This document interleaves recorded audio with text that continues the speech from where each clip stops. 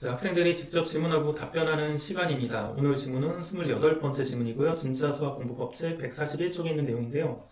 어떻게 하루에 14시간에서 16시간을 공부하신 건지 궁금합니다. 이런 질문입니다. 자, 그 14시간에서 16시간을 공부를 하기 위해서는 습관과 루틴을 만들어야 되고 여러 가지 유혹이 될 만한 것들을 좀 끊어야 돼요. 왜냐하면 대부분 공부보다는 다 재밌잖아요. 공부보다는 재밌다 보니까 공부 이외에 다른 것들을 하는 순간 이 14시간에서 16시간 공부하는 게 불가능해집니다. 14시간에서 16시간 동안 공부만 하다 보면, 그리고 공부보다 재밌는 걸 안 하다 보면 공부 자체도 하면서 재밌어집니다. 집중하면서 얻는 재미도 있고 뭔가 하나하나 알아가는 그런 호기심에서 얻는 재미도 있고요. 그리고 점점 공부를 하면서 실력이 올라가면서 거기서 얻는 성취감, 이런 재미들도 있는 거죠. 그래서 일단 첫 번째는 이게 단기간에 되진 않으니까 좀 오랜 기간 동안 이런 몸을 만들기 위해서 노력을 해야 되고, 공부보다 재미있는 것들을 좀 안 해야 가능하다라는 것들을 말씀을 드리고 싶어요. 가령 기숙학원 같은 데서는 그런 것들을 만들어주잖아요. 휴대폰이나 전자기기는 다 뺐고 관리 담임선생님들이 관리하면서 자습 시간에서도 공부하고 쉬는 시간에도 공부하고 공부할 수 있는 분위기들을 만들어줍니다.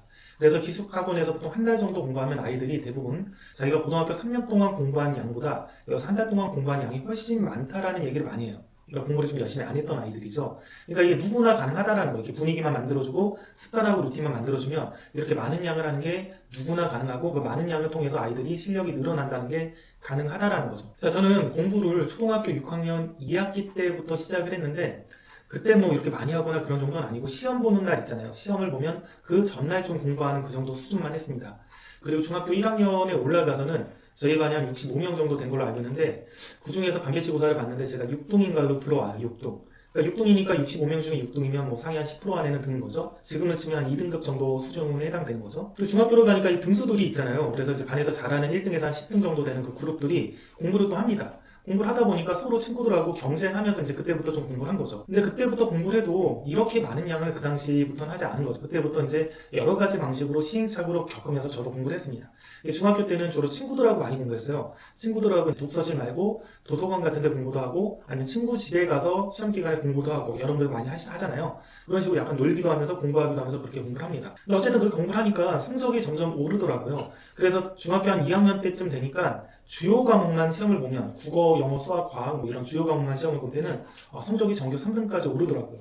그래서 이제 그때부터는 이제 성적이 올랐기 때문에 떨어지지 않기 위해서 그냥 스스로 알아서 좀 열심히 하게 되는 거죠. 이런 식으로 하다가 제가 14시간에서 16시간을 완성한 거는 고등학교 1학년 여름방학 때 완성합니다. 그러니까 중학교 2학년부터 좀 더 집중적으로 공부를 하긴 했는데 이 정도까지는 하지 못했고, 다양한 방식의 공부 방법들을 그때부터 실천합니다. 중학교 2학년, 3학년, 고등학교 1학년, 1학기까지 실천을 하죠. 뭐 잠도 학교 갔다 오면 바로 자고, 그리고 일어나서 한 9시나 10시부터 새벽까지 공부하는 방법이라든지, 아니면 미리 공부하고 좀 일찍 자서 새벽에 일어나서 공부하는 방법이라든지 여러 가지를 막 시도합니다. 여러 가지 시도를 하다가 나에게 최적화된 공부법을 중2부터 시도를 해서 중2, 중3, 고등학교 1학년 여름방학 전에 거의 완성을 해요. 그래서 여름방학 때는 그 최적화된 내가 찾은 나만의 가장 잘 맞는 그 공부하는 방식대로 공부를 쭉 하게 됩니다. 그래서 방학 때는 7시간 취침을 치는데 아침 7시에 일어나서 밥을 먹고 씻고 독서실을 8시까지 갑니다. 집 근처 독서실을. 8시부터 12시까지 공부하고 또 1시간 동안 집에 와서 밥 먹고 또 와가지고 1시부터 저녁 7시까지 또 공부를 합니다. 7시에서 8시까지 저녁을 먹고 8시에서 12시까지 공부를 하고, 그 다음 12시부터 7시까지는 잠을 자는 거죠. 자, 이렇게 공부를 하게 되면 총 14시간이 정확하게 나오게 됩니다. 자, 방학 때는 신체 리듬이 중요하기 때문에 제가 14시간 공부를 하고 7시간 자면서 하루 종일 굉장히 맑은 정신을 가지고 졸리지 않은 상태에서 집중해서 공부하는 방식을 좀 취했어요. 왜냐하면 더 잠을 줄이면 공부하다가 좀 졸리기도 하고 그러는데, 이게 독서실에서 혼자 공부하는 거니까 누가 깨울 사람도 없고 그래가지고 문제가 좀 생기거든요. 그리고 이제 2학기부터 학교 다닐 때는 주말 같은 경우, 가령 뭐 일요일 같은 경우는 학교를 안 가니까, 저희 때는 토요일 날도 학교를 갔거든요. 토요일 날 학교 갔다가 오후부터는 이제 공부를 하는 거고, 일요일 날 같은 경우는 다음날이 월요일이니까 하루만 공부를 하면 되잖아요. 하루만 공부하니까 이제 16시간 정도를 하루 종일 그렇게 공부를 한 거죠. 왜냐하면 조금 체력적으로 힘들어도 월요일 날 학교 가면 잘 수 있는 시간들이 좀 있었습니다. 수업 시간마다 다 집중해서 수업을 했던 건 아니고, 저희 때는 학력고사를 받는, 학력고사에 포함이 안 되는 과목들이 있었어요. 그런 과목들 할 때는 좀 엎드려서 자기도 하고 그렇게 했습니다. 왜냐하면 내신이 거의 대학 입시에 반영이 안 됐기 때문에 좀 이렇게 고3 때 보는 학력고사에 맞춰서 공부를 좀 한 거죠. 그래서 학교에서 좀 어느 정도는 한두 시간 정도는 잘 수가 있었기 때문에 뭐 일요일날 같은 날은 16시간도 공부를 한 거죠. 자, 그럼 이걸 구체적으로 어떻게 하는지 한번 살펴보도록 할게요. 자, 제일 중요한 건 아까 얘기했지만 습관과 루틴을 만드는 게 중요합니다. 이게 좀 어려워요. 스스로 자기를 통제해서 만들어야 되니까 좀 어렵죠. 기숙학원 같은 데를 다니면 학원에서 만들어주니까 바로 잡힙니다. 습관과 루틴을 만들 때는 제가 말했던 계획표, 이전 영상에서 말했던 계획표를 짜고 주간 계획표를 짤 때 시간 단위로 해야 할 양들을 집어넣어서 그 양을 그 시간 동안에 집중해서 공부하게끔 이렇게 만들어주는 게 중요합니다. 습관하고 루틴 만들 때는 해야 할 양과 그 다음에 시간을 계획한 계획표가 반드시 필요하다. 자, 그리고 이거를 장기간, 방학 같은데 장기간 끌고 갈 거면 저는 7시간 정도의 충분한 수면을 해서 공부할 때 좀 집중이 안 되거나 좀 멍 때리거나 그런 거를 최대한 방지하는 게 중요하다라고 말씀을 드리고 7시간을 자는 대신 나머지 시간에 시험 보는 집중력으로 공부를 하면 되거든요. 그리고 공부하는 장소까지 이동 거리를 최소화해야 되죠. 집에서 공부가 잘 되면 집에서 공부를 하면 되고요. 근데 저 같은 경우는 이제 공부만 하는 장소를 선정해서 공부를 했습니다. 자, 이것도 뇌과학적으로 보면 인간이 어떤 장소를 딱 가게 되면 그 장소에서 동일 행동을 반복을 하면 그 행동에 대해서 익숙하게 되게 돼 있어요. 가령 우리가 침대에 누우면 졸리잖아요. 침대에서 잠을 자니까 졸린 거죠. 근데 침대에서 예를 들어 책을 보거나 아니면 뭐 휴대폰을 보거나 그러면 침대에 눕는 순간 잘 잠이 안 옵니다. 왜냐하면 뇌가 이곳이 잠자는 곳인지 업무를 처리하는 곳인지 책을 읽는 곳인지 헷갈린 거죠. 독서실이나 스터디 카페도 내가 가서 그 자리에서 책상에 엎드려서 잠을 잤다.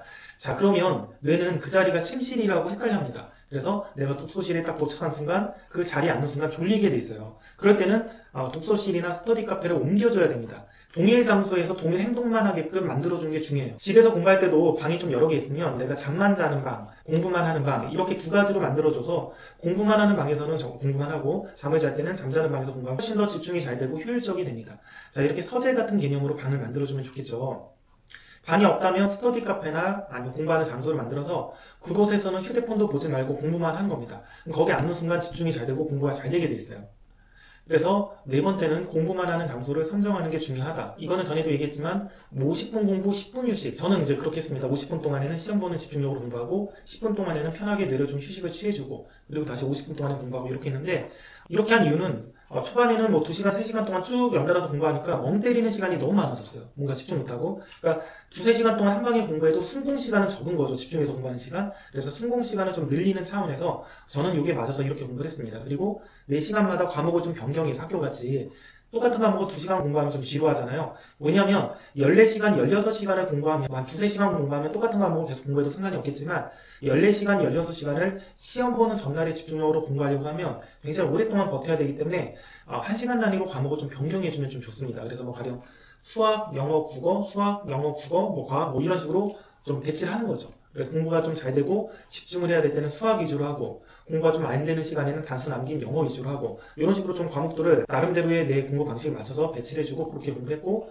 포스트잇도 전에 얘기했듯이 공부하다가 잡생각이 들거나 뭐 해야 될 것들이 떠오르면 그것들을 포스트잇에다 적어서 붙여놓고 생각을 흘려버리고 공부에만 집중하는 방식을 취한 거죠. 이것들은 기숙학원을 가면 대부분의 재수생들이 다 하는 거기 때문에 여러분들도 충분히 가능합니다. 습관하고 루틴만 잡으면. 일단 공부보다 재밌는 것들은 안 가지고 가는 게 좋겠죠. 독서실이든 스터디 카페든 안 가지고 가고 공부만 할 수 있는 환경을 좀 만들어주고 공부보다 재밌는 것들을 안 하는 게 중요합니다. 여기까지 하겠습니다.